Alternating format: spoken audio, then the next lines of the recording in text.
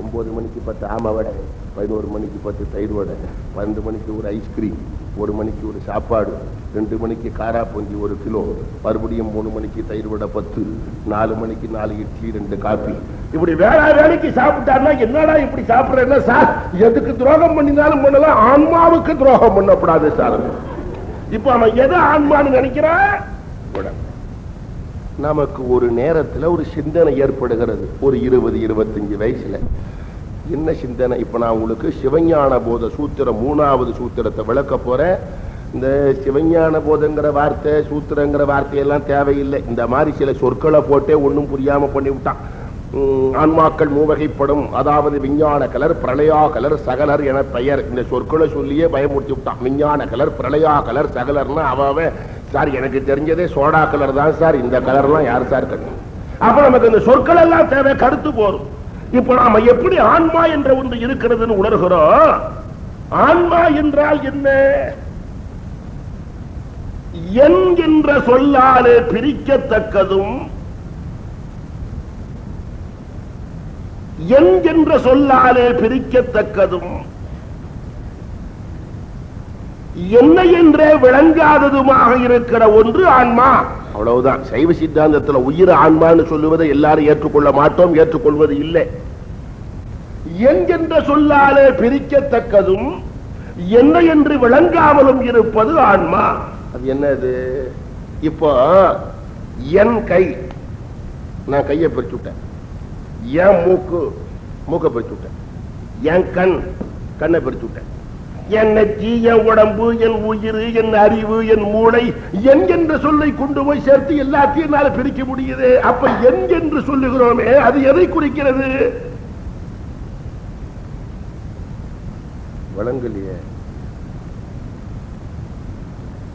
என்கிற சொல்லால நான் எல்லாத்தையும் பிரிச்சு விடுறேன். என் உடம்பு, என் கை, என் காலு, என் மூக்கு, என் காது. அப்ப இவையெல்லாம் ஆன்மா அல்ல. அறிவு ஆன்மாவா? என் அறிவு, அதையும் பிரிக்கிறேன். உயிர் ஆன்மாவா? என் உயிர், அதையும் பிரிக்கிறேன். அப்ப என்கின்ற சொல்லாலே பிரிக்கத்தக்கதும் என்ன என்றே விளங்காததுமாக இருக்கிற ஒன்று ஆன்மா. அவன் தான் இறைவன். அவன் நம்மிடத்தில் இருக்கிறான். இதை மனிதன் உணர்கிறான்.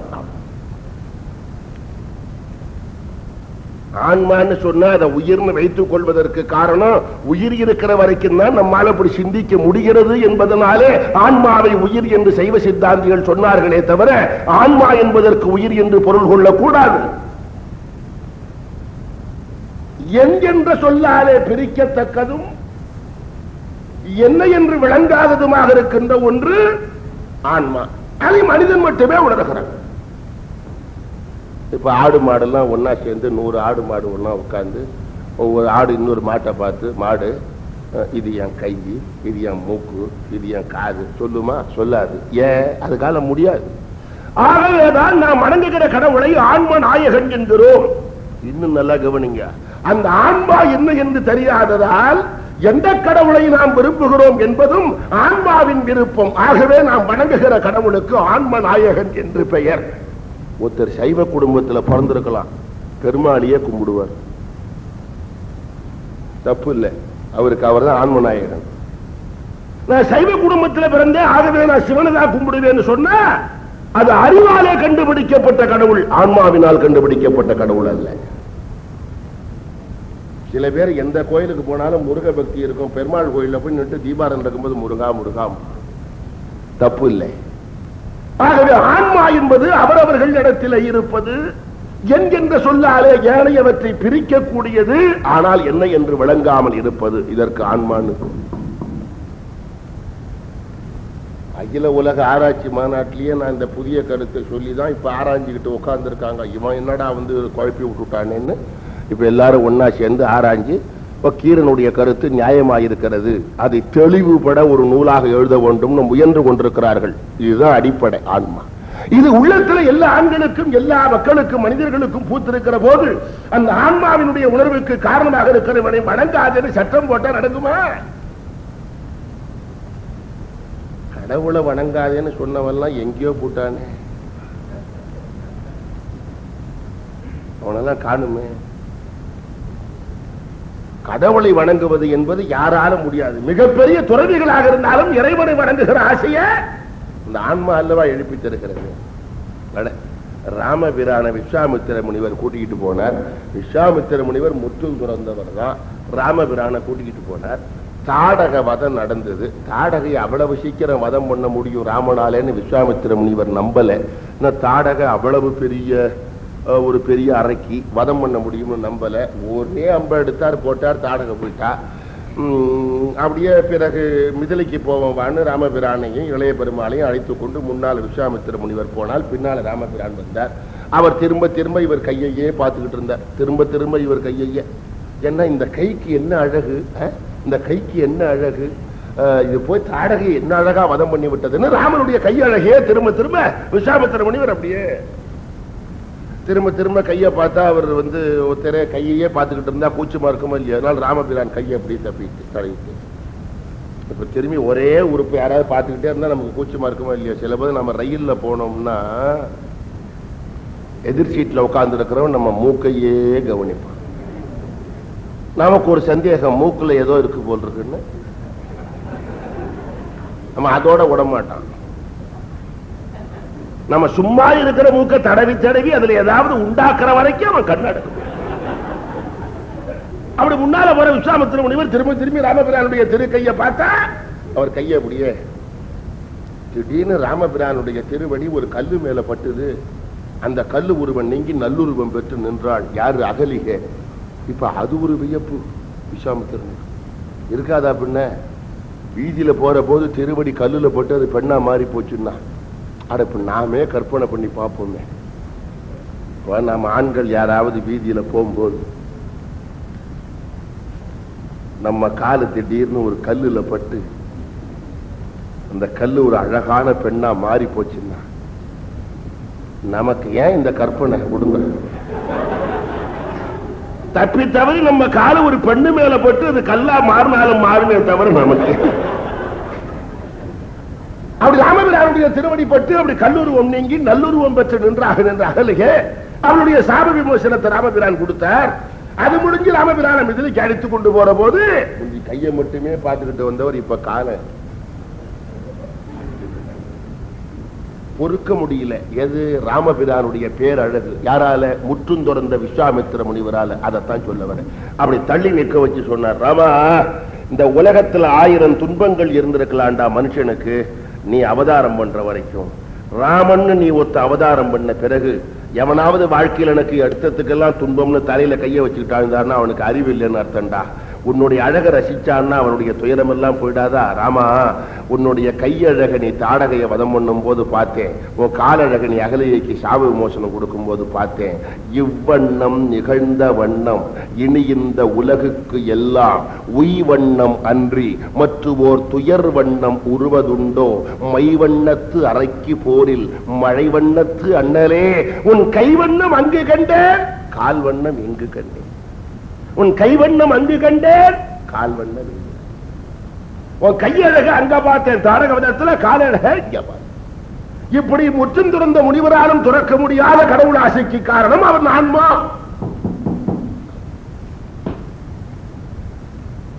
இந்த பாட்டுல கைவண்ணம் அங்கு கண்டேன் கால்வண்ணம் இங்கு கண்டேன்னா தாடகவதத்தின் போது கையழகும், இங்க அகலிகை சாபவஞ்சத்துல காலழகம்னு மட்டும் அர்த்தம் பண்ணிக்கப்படாது. இதுக்கு வேற ஒரு அர்த்தம் உண்டு. கைவண்ணம் அங்கு கண்டேன் கால்வண்ணம் இங்கு கண்டேன்னா, நான் எங்கேயாவது சொற்பொழிவுக்கு 10 நாள் போனா முதல் நாள் என் சொற்பொழிவுல எனக்கே ஒரே அழுகையா இருக்கும். என்ன காரணம்னா, இந்த ஊர்ல மக்கள் கூடுவார்களோ இல்லையோ, கேட்பாங்களோ இல்லையோ, கூப்பிட்டவங்க பணம் கொடுப்பாங்களோ இல்லையோ, 2 நாள் 3 நாள் 4 நாள் 5 நாள் மக்கள் கூட்டம் பெருகி பெருகி பெருகி 10வது நாள் சொற்பொழிவு முடிய போவதுனா 9வது நாள் எனக்கு ஒரு அழுகை வரும். அது என்ன அழுகை? இந்த ஊரை விட்டு போக வேண்டி இருக்கேன்னு ஒரு அழுகை. இப்ப விஸ்வாமித்திர முனிவுக்கு இந்த நிலை.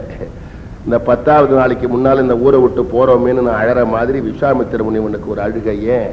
விஸ்வாமித்திர முனிவனுக்கு ஆசை ராமாயணத்துல முதல்ல இருந்து கடைசி வரைக்கும் ராமன் கூடயே இருந்து அவன் முழு அழகையும் முழு வண்ணத்தையும் ரசிக்கணும்னு பார்த்தான். அந்த வாய்ப்பு விஸ்வாமித்திரனுக்கு இல்லை. இப்ப மிதிலையில கொண்டு போய் விட்டுட்டு அவன் போயிட போறான். இனிமே ராமன் அழகை ரசிக்கிற வாய்ப்பு இல்லை. அந்த ஏக்கத்தை சொல்றான். ராமா, நான் என்ன பண்ணுவேன், முழு அழகையும் ரசிக்கலாம்னு பார்த்தேன்டா. நான் என்னால முடியல. கால் வண்ணம் இங்கு கண்டேன், முக்கால் வண்ணம் வேற யார் யாரோ பார்க்க போறான்டா. உன்னுடைய முழு வண்ணத்துல நான் கண்டது கால் வண்ணம், மத்த முக்கால் வண்ணம் வேற யாரோ போற. ஆனா இன்னொரு வார்த்தையை கவனிச்சீங்கன்னா, கைவண்ணம் அங்கு கண்டேன், கால் வண்ணம் இங்கு கண்டேன். கண்டேன்ங்கிற வார்த்தையை போட்டா வியப்பானதா இருந்தாதான் போடலாம். தமிழ்ல பார்க்காத உன்னை பார்த்தாதான் கண்டேன்னு போடலாம். வழக்கமா பார்க்கறத கண்டேன்னு சொல்லக்கூடாது, பார்த்தேன்னு சொல்லணும். சார் நம்ம நம்ம குப்புசாமியை கண்டேனே அப்படின்னா 10-15 வருஷம் ஆச்சு அவனை பார்த்து, அதனால ஆச்சரியமா சொல்றான்னு அர்த்தம். தினம் தினம் பார்த்துட்டு இருக்கிறவன, நம்ம குப்புசாமியை தினம் தினம் பார்க்கறவனை கண்டேன், என்ன கண்டேன், பார்த்தேன்னு சொல்லுவோம். இப்போ எனக்கு யாராவது இப்படி மாலை போட கொண்டு வந்தாங்கன்னா, மாலை கொண்டு வந்தார்கள் பார்த்தேன்னு சொல்றதா முறை. மாலை வந்தது கண்டேன்னா மாலை வாங்கி 1 வருஷம் ஆச்சுன்னு அர்த்தம். இப்ப எதுக்காக அப்படி வியப்பான வார்த்தை போடுறார் விஸ்வாமித்திர முனிவர் கண்டேன்னு? அவர் ஆச்சரியப்படுறார். என்ன காரணம்? ராமபிரான் செய்கை உலகியலுக்கு மாறா இருக்கு. என்ன உலகியலுக்கு மாறா? உலகத்துல ஒருத்தரை அணைச்சிக்கும் போது கையால அணைச்சுக்குவான், உதைச்சா காலால உதப்பான். அதெல்லாம் உலகியல்ல வரவு. கையால் அணைத்துக் கொண்டான், காலால் எட்டி உதைத்தான். இந்த ராமன் என்ன செய்யறான்? அணைக்க வேண்டிய கையால தாரகையை வதம் பண்ணான், உதைக்க வேண்டிய காலால அகலிகைக்கு சாப விமோசனம் கொடுத்தான். இது உலகியலுக்கு மாறா இருக்குடா. ஆகவே கைவண்ணம் அங்கு கண்டேன், கால்வண்ணம் இங்கு கண்டேன். இந்த பாடலை மேற்கோள் காட்ட காரணம், முற்றும் துறந்த விஸ்வாமித்திர முனிவராலும் துறக்க முடியாதது இறைவன் வணக்கம். கம்பனையே பாருங்களேன், ராமபிரானுடைய திருமேனி அழக. கம்பன் தான் ராமபிரானை உருவாக்குறான். அவன் திருமேனி அழகுல ஈடுபட்டு அந்த அழக வர்ணிக்க முடியாம தோற்று போனான் கம்பன். அடாடா, அருமையான பாட்டு. ராமபிரான் நீலமேக சியாமல வர்ணன், கருநீல நிறமானவன். அப்படி பாலைவனத்துல ராமபிரான், அப்படி பக்கத்துல சீதை, இந்த பக்கம் இளைய பெருமாள், 3 பேரும் போகிறார்கள். ராமபிரானுடைய நீல நிற மேனிக்கு ஏதாவது ஓமை சொல்ல வேண்டும்னு ஆரம்பிக்கிறான் கம்பன். ராமபிரானுடைய திருமேனி ஒளியில சூரிய ஒளி மங்கி போச்சு. அவ்வளவு அழகு ராமபிரான் திருமேனி அழகு. ராமபிரான் திருமேனி அழகுல சூரிய ஒளி மங்கி போச்சு. சூரிய ஒளியில ராமன் திருமேனி ஒளி அல்ல, ராமன் திருமேனி ஒளியில சூரிய ஒளி மங்கி போச்சு. சில பேரை வெயில்ல வச்சாதான் அடையாளமே தெரியும், அது வேற விஷயம். இப்ப ராமபிரானுடைய திருமேனி ஒளியில சூரிய ஒளி மங்கி போச்சு. அத சொல்ற அந்த கருநீல நிறமான மேனிக்கு என்ன ஓமை சொல்வதுன்னு பார்த்தா, ஒரு பக்கம் இளைய பெருமாள், ஒரு பக்கம் சீதை. ராமர் போறார். வெய்யோன் ஒளி தன் மேனியின் விரிசோதியில் மறைய, வெய்யோன் ஒளி தன் மேனியின் விரிசோதியில் மறைய, பொய்யோ எனும் இடையாளோடும் இளையானோடும் போனான். அது மையோ, அது மையோ. ராமபிரான் திருமேனிக்கு மைய சொல்லலாமா? ராமன் திருமேனிக்கு மைய சொல்லலாம். மைய காத்து பட்டா வெளுத்து போடும், ராமன் திருமேனி காற்று பட்டாலும் வெளுக்காதேடா. இந்த உதாரணம் சரி இல்லையே. மரகதமோ,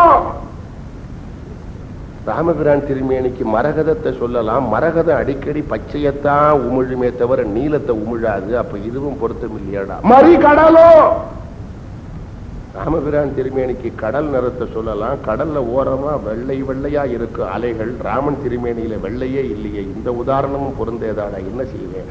மழை முகிலோ, மேகத்தை உதாரணமா சொல்லலாம். மேகம் மழை பெய்ஞ்ச அப்புறம் வெளுத்து போடும், ராமன் திருமேனி என்னைக்கும் வெளுக்காது. என்னடா 4 உதாரணம் சொல்லி விட்டேனே, திருப்தியா இல்லையே. அது மையோ, மரகதமோ, மறிகடலோ, மழை முகிலோ. கம்பன் தவிக்கிறான், அவன் எண்ணி பார்க்கிறான். ராமனுடைய திருமேனி அழகுக்கு ஒரு ஓமை சொல்ல முடியலையே, நான் என்ன செய்வேன்? மெய்யோன் ஒளி தன் மேனியின் விரிசோதியில் மறைய, பொய்யோ எனும் இளையானொடும் போனான். அது மையோ, மரகதமோ, மறிகடலோ, மழை முகிலோ.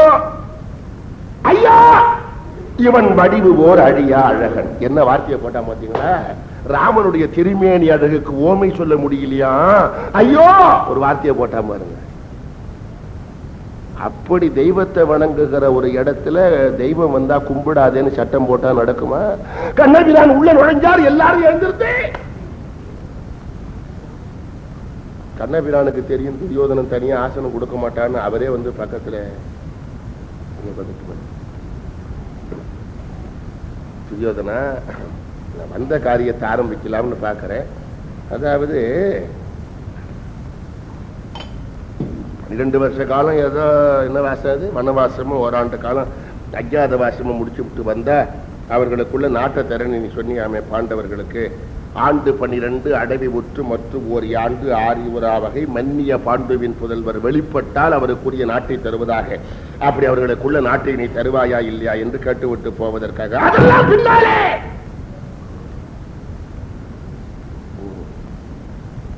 துரியோதனா, நீ ஏதோ கேட்க நினைக்கிறாய், நீ ஏதோ கேட்க நினைக்கிறாய், கோபமாக இருக்கிறாய். என்ன கேட்க நினைக்கிறாயோ கேள்.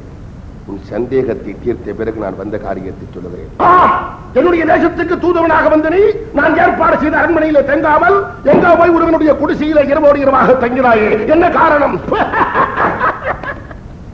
இவ்வளவுதானா துரியோதனா? நான் பயந்து போனேன் போ. ஏன் உன்னுடைய அரண்மனையில் தங்கவில்லை என்பதைத்தான் இவ்வளவு கோபமாக கேட்கிறாயா? சரி சரி துரியோதனா, உனக்கு ஏது அரண்மனை? இவன் பார்த்தான், இது என்னடா முதலுக்கே மோசமா இருக்கு, ஏன் என் அரண்மனையில தங்கலனா? அதுக்கு ஏது அரண்மனைங்கிறான். இப்போது நீ இருக்கிறாயா? இதுதான் என்னுடைய அரண்மனை அல்ல. பிறகு இது யார் அரண்மனை? துரியோதனாக்கள், இது என்னுடைய அரண்மனை. நன்றாக கேள் துரியோதனா, இது என்னுடைய அரண்மனை என்றால் உனக்கு அரண்மனை இல்லை என்று நினைக்காதே. துவாரகையில் இருப்பது உன்னுடைய அரண்மனை. புரியவில்லை? என்னுடைய அரண்மனையை உன்னுடையதாகவும் உன்னுடைய அரண்மனையை என்னுடையதாகவும் கருதி வந்திருக்கிறேன். இது என் இல், அது உன் இல். உன் இல் என் இல் என ஒரு பேதம் இல்லை. இவ்வளவுதானா? எங்கே தங்கினால் என்ன? இதை போய் ஒரு பெரிய சிக்கலாக நினைத்துக் கொண்டு நான் பயந்து போனேன். இவ்வளவுதானா? சரி துரியோதனா, உன் சந்தேகம் நீங்கி இருக்கும். இனிமேலாவது நான் வந்த காரியத்தை தொடங்கலாம் என்று பார்க்கிறேன். பாண்டவர்களுக்குள்ள நாட்டை நீ கொடுப்பாயா இல்லையா என்று தெரிந்து கொள்வதற்காகவே நான் தூதாக வந்தேன்.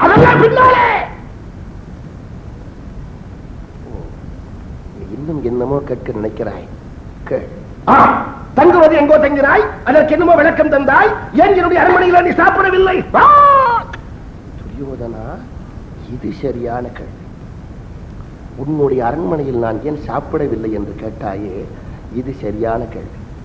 துரியோதனா, உனக்கு சில சாத்திரங்கள் மறந்திருக்காது என்று நினைக்கிறேன். உனக்கு சாத்திரங்கள் தெரிந்திருக்காது, தெரிந்திருந்தால் மறந்திருக்காது என்று நினைக்கிறேன். அதாவது துரியோதனா, மந்திரியாக இருந்து கொண்டே ஒரு அரசாங்கத்தை கவிழ்க்கிறவன், பெற்றோர்களை அடிக்கிறவன், ஒருவன் செய்த நன்றியை மறக்கிறவன், ஒருவன் வீட்டில் ஒருவேளை உணவு உண்டுவிட்டு வாழ்க்கையில் எப்பொழுதாவது அவனை பகைக்கிறவன், இந்த 4 பேரும் சூரியனும் சந்திரனும் உள்ள அளவுக்கும் நரகத்துக்கு போவார்கள் என்பது சாத்தியம். இப்போது நான் நாடு கேட்டுக்கொண்டு வந்திருக்கிறேன். நீ தந்து விட்டால் நல்லது, தர மறுத்தால் யுத்தம் வரும். யுத்தம் வந்தால் நான் பாண்டவர் பக்கம் போக வேண்டியவன். பாண்டவர் பக்கம் நான் கலந்து கொள்வதாக இருந்தால் உன்னை எதிர்க்க வேண்டும். இப்போது உன்னுடைய அரண்மனையில் நான் சாப்பிட்டு விட்டால் பிறகு உன்னை எதிர்க்க முடியாதல்லவா? அதனாலே நான் உன்னுடைய அரண்மனையிலே சாப்பிட. அரவமல்கிய பதாகையாய் மதியமைச்சராய் அரசு அழிப்பினும் குறவர் தம்மை கொல்லினும் ஒருவர் செய்த நன்றியது மறைக்கினும் ஒருவர் வாழ் மனையில் உண்டு பகைக்கினும் இரவி உள்ள அளவும் மதியம் உள்ள அளவும் இவர்களே நரகில் எய்துவார். என்ன அருமையான தத்துவங்களை வச்சிருந்த நாடு. ஒருத்தர் வீட்டுல போய் ஒரு வேளை சாப்பிட்டு விட்டா அவங்களுக்கும் நமக்கும் வாழ்க்கை முடிகிற வரைக்கும் பகை வரப்படாதுன்னா, இதை உண்மையிலேயே எல்லாரும் கடைபிடிக்க ஆரம்பிச்சுட்டா குரோதத்துக்கு விரோதத்துக்கு நாட்டுல இடமே இருக்காதே. அதனாலதான் நம்ம வீட்டு யாரு வந்தாலும் வாங்க உட்காருங்க, என்ன சாப்பிடுறீங்கன்னு எடுத்த ஒண்ணு நீட்டி போடுவான். இப்ப இருக்கிறவன் தின்னு விட்டே எப்படி இங்க வேட்டு வைக்கலான்னு பாக்குறான், அது வேற. அதான் மனித பண்பு குறைஞ்சு போச்சு. மனித பண்பு குறைஞ்சு போனது, அதனால வந்த கோலை. நான் சொல்றதெல்லாம் கொஞ்சம் பைத்தியக்காரத்தனமா கூட இருக்கும்.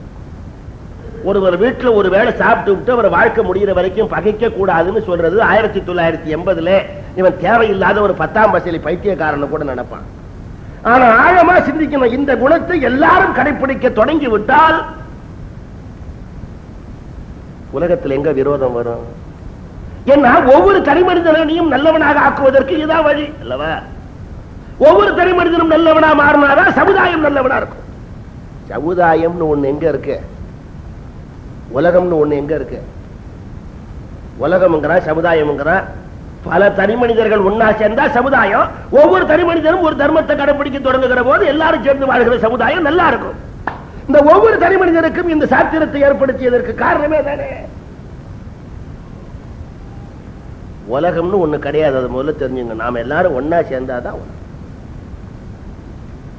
உலகம் நல்லா இருக்கணும்னா ஒவ்வொருத்தருடைய பொறுப்பு இருக்கணும். அவன் ஏதாவது சில நல்ல குணத்தை இப்படி சாத்திரங்களை படிச்சு அதை கடைபிடிக்கணும். எல்லாரும் கடைபிடிச்சுட்டா நல்ல உலகம். கொஞ்சம் பேர் மட்டும் கடைபிடிச்சா அந்த அளவுக்கு சுகமா இருக்கும். எல்லாரும் கட்டு போட்டா உலகம் கட்டு போடும். அவ்வளவுதான். ஒவ்வொரு தனி மனிதனுக்கும் பொறுப்பு. பிரபலமான ஒரு கதை, நீங்க அது என் கதையை நீங்க கேட்டிருக்கலாம்.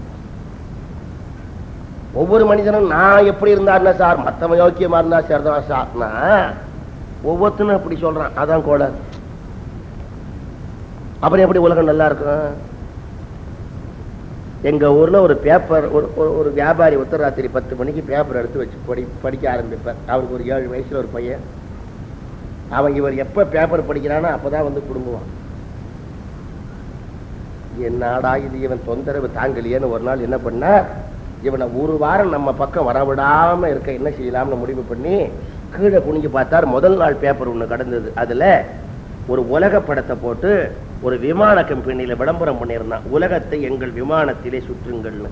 இவர் அந்த உலக படத்தை எடுத்து சுக்கு நூறா கழிச்சு பையன்கிட்ட கொடுத்து, ஒழுங்கா ஒட்டிட்டு வாப்போம். எந்தெந்த தேசம் எங்கெங்க இருக்கணும் கொஞ்சம் கூட மாறப்படாது, ஒழுங்கா விட்டுப்பா. இப்ப அவருக்கு நடப்பு, பையனுக்கு இது ஒழுங்கா ஒட்டிக்கிட்டு வர ஒரு வாரமாவது ஆகும். கட்டம் இல்லையா, உலக படத்துல எது எங்க இருக்குன்னு பார்த்து ஓட்ட படிச்ச நமக்கே எது எங்கெங்க இருக்குன்னு அடிக்கடி சந்தேகம் வந்துடும். இப்போ இந்தியாவில் நீங்கள் வந்து பார்த்தீங்கன்னா பள்ளிக்கூடத்து பையங்க கிட்ட இந்தியா படத்தை கொடுத்து கங்கையை குறிக்கவும்னா காவேரி கிட்ட போகணும்.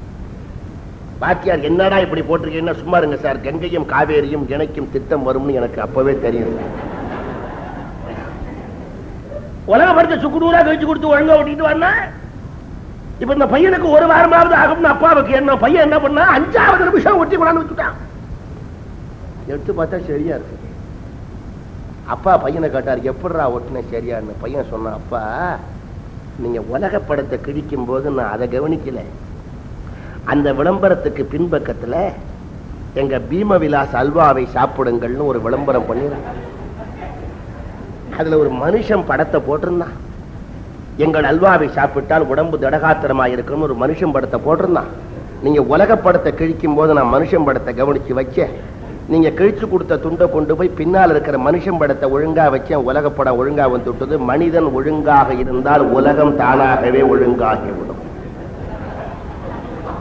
இதுக்காகவே தான் சான்றோர்கள் பல பேர் ஒவ்வொரு தனி மனிதனும் கடைபிடிக்க வேண்டிய சில சாத்திர குறிப்புகளை வைத்தார்கள். அது இது ஒண்ணு. மதியமைச்சராய் அரசு அடிப்பினும் ஒருவர் வாழ் மனையில் உண்டு பகைக்கினும் இறைவி உள்ளளவும் அதிக உள்ளளவும் இவர்களே நரகில் எய்துவார். ஆகவே துரியோதனா உன்னுடைய அரண்மனையிலே நான் சாப்பிடவில்லை. சரி, அது ஒரு பக்கம் இருக்கட்டும். இனிமேலாவது நான் வந்த காரியத்தை உன்னிடத்திலே சொல்ல வேண்டும். அதாவது துரியோதனா, பாண்டவர்களுக்குள்ள நாட்டை நீ கொடுப்பாயா இல்லையா என்பதை தெரிந்து கொண்டு போவதற்காக நான் வந்தேன். அவர்களுக்குள்ள நாட்டை, வேறு விஷயம் உண்டா? என்ன துரியோதனா, பாண்டவர்களுக்குள்ள நாட்டை கொடுப்பாயா என்று கேட்க வந்தால் வேறு விஷயம் உண்டா? அப்போது பாண்டவர்களுக்குள்ள நாட்டை தரமாட்டாயா? வேறு விஷயம் உண்டா? சரி துரியோதனா, நீ பாண்டவர்களுக்கு உரிய நாட்டை தர வேண்டாம். அவர்கள் கேட்டுக்கொண்டபடி கேட்கிறேன். 5 பேருக்கும் 5 ஊர்களாவது தருவாயா? வேறு விஷயம் உண்டா?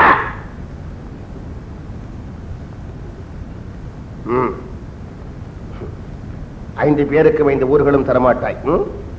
சரி, அவர்கள் கேட்டுக்கொண்டபடி கேட்கிறேன். துரியோதனா, 5 பேருக்கும் 5 வீடுகளாவது கொடுப்பாயா? வேறு விஷயம் உண்டா? துரியோதனா, நீ இவ்வாறு பேசக்கூடாது. ஏன்? பேசினால் உன்னை எல்லாரும் வெறுப்பார்கள். யார் வெறுப்பார்கள்?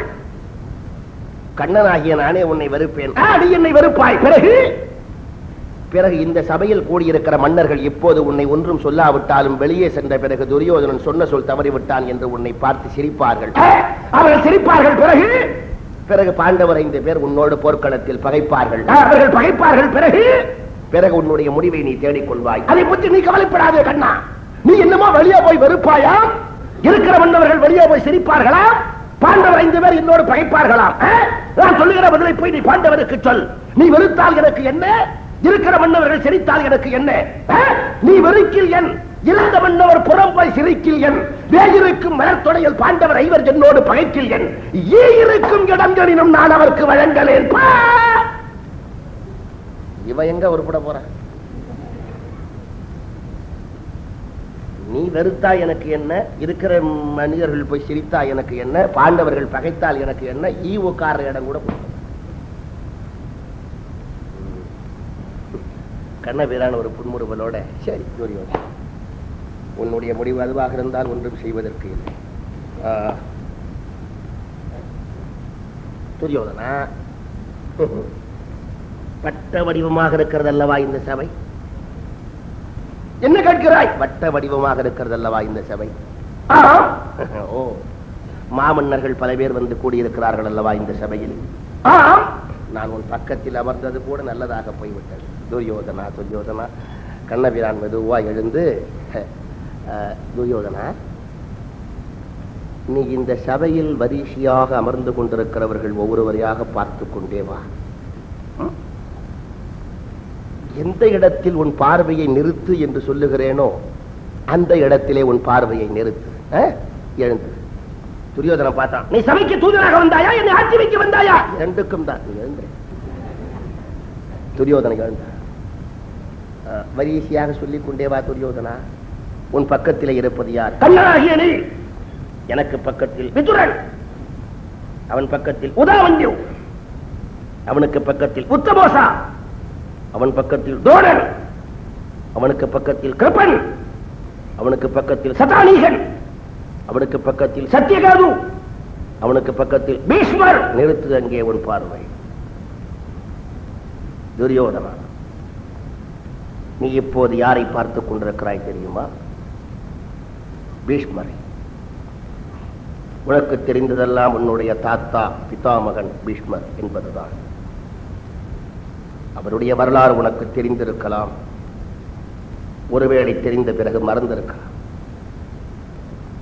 மிக முக்கியமான ஒரு காரியத்துக்காக துரியோதனா, அந்த பெரியவருடைய வாழ்க்கையை உனக்கு நான் சுட்டிக்காட்ட வேண்டிய அவசியம் ஏற்பட்டிருக்கிறது.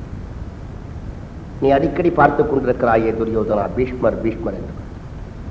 அந்த பிதாமகனுக்கு பீஷ்மர் என்கிற பெயர் இயற்கையாக வந்த பெயர் அல்ல. அவனுக்கு இயற்கையான பெயர் தேவவிரதன். அவன் தேவவிரதனாக இருக்கிற போது அவனுடைய தந்தையின் பெயர் சந்தனு. துரியோதனா, செழிப்படைந்த வரலாற்றை சொல்லுகிறேன் என்று நினைக்காதே. நீ கொஞ்சம் சரியாக கவனிக்க வேண்டும். இந்த பீஷ்மனுக்கு இயற்கையான பெயர் தேவவிரதன். அவனுடைய தந்தையின் பெயர் சந்தனு. சந்தனுவுக்கும் கங்கைக்கும் மகனாக பிறந்தான் அந்த தேவவிரதன். தேவவிரதன் பிறந்த பிறகு கங்கை இல்லை. ஆகவே இரண்டாவதாக ஒரு திருமணம் செய்து கொண்டான் சந்தனு. இரண்டாவதாக அவன் திருமணம் செய்து கொண்ட பெண்ணின் பெயர் யோஜனகதி.